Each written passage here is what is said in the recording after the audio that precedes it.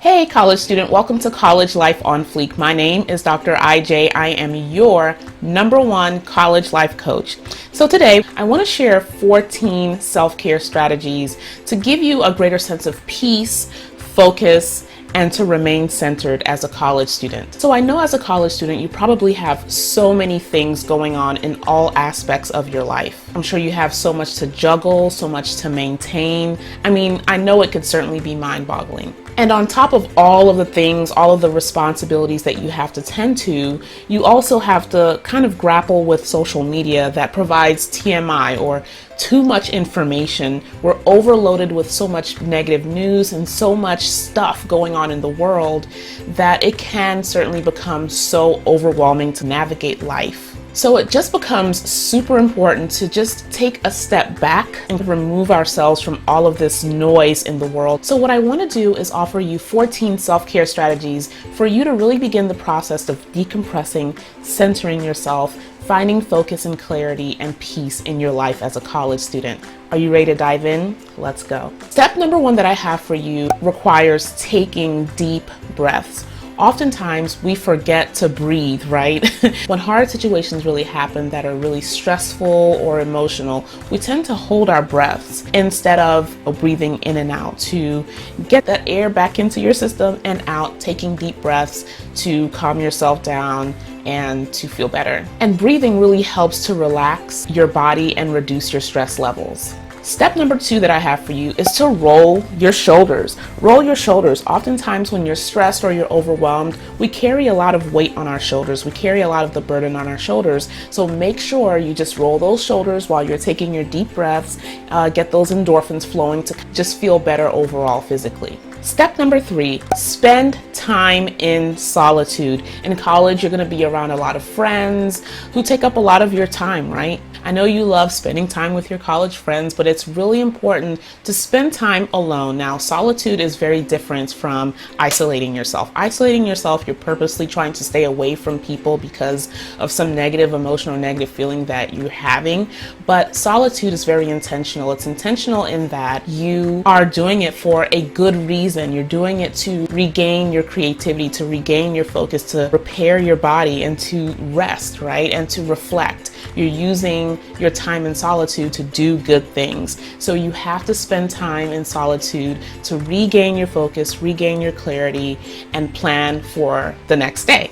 Spending time in solitude also minimizes the noise that you're around, the environmental noises that kind of distract you from your focus and your peace. So while you're spending time in solitude, it's really important to meditate or to reflect on your lived experiences and just to use that time to think and regain that focus that we're talking about. And if you're a spiritual person, I encourage you to pray. Strategy number 4 has to do with soaking in a tub.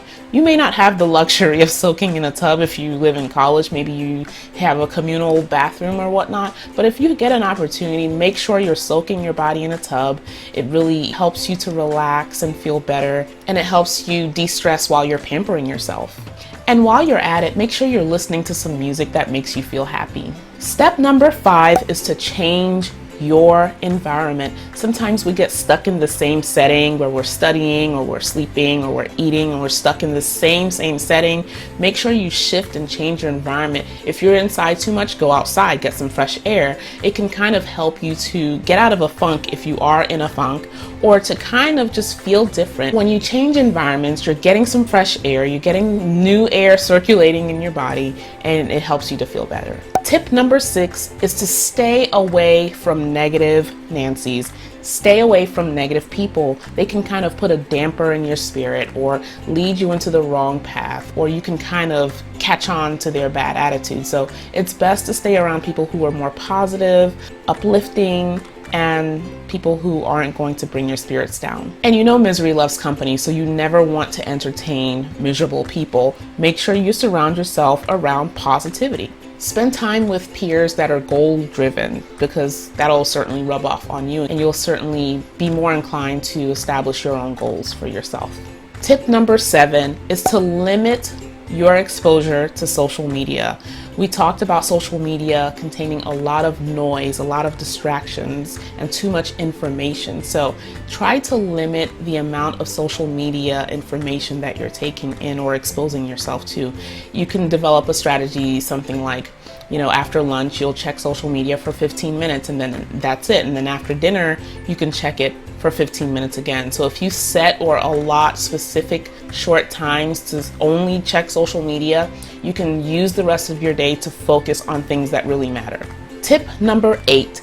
You need to make a list of all of your achievements. And making a list of all of your achievements helps you to have a visual of how awesome you really are.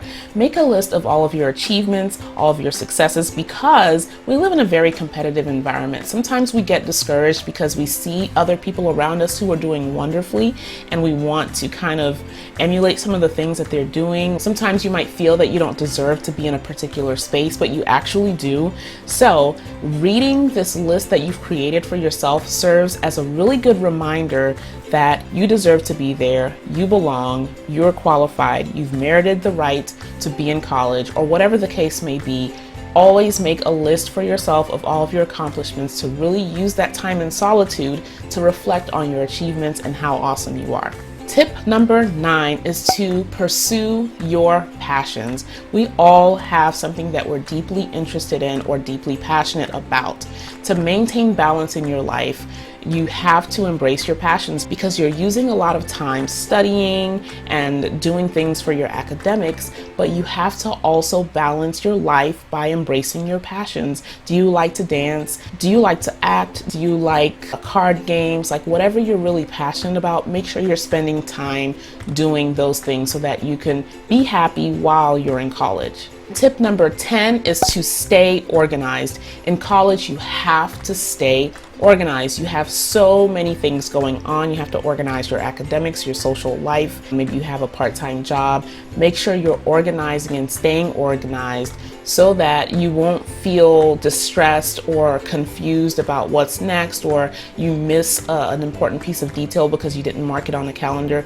Make sure you prioritize time to organize yourself so that all else can flow wonderfully and you won't have any issues with making sure you actually complete a task and stress out about it because you now have to procrastinate in getting something done. Let's avoid that and let's get ourselves organized. Tip number 11 is to set 3 goals for yourself before going to bed. Maybe keep a notepad on your bedside, and every night before you go to bed, think of 3 small goals that you want to achieve the next day. So write those goals down and wake up the next morning and read those goals and try to achieve those goals. What this does is keep you focused on the important things that you need to get done that day so that you can feel a sense of peace and fulfillment, being that you were able to accomplish things that you actually wanted to complete that day.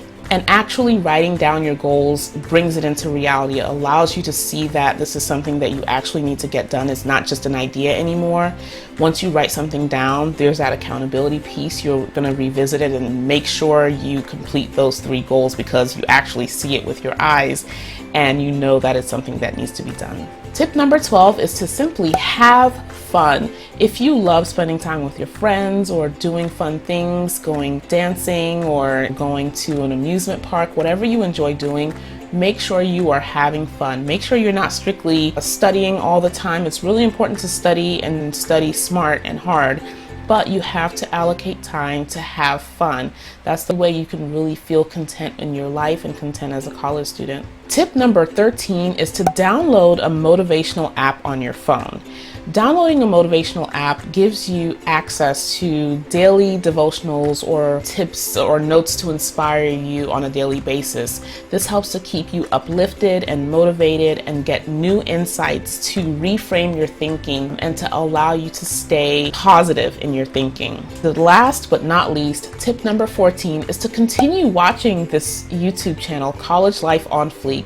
So continue watching College Life on Fleek, and I'll continue providing you with awesome insights to help you grow, survive, and thrive in college. If you have additional self-care tips, make sure you leave a comment below. Don't leave without hitting that subscribe button so that you can stay in touch, in tune with me as I post weekly videos for your viewing pleasure. Until next time, Dr. IJ signing off.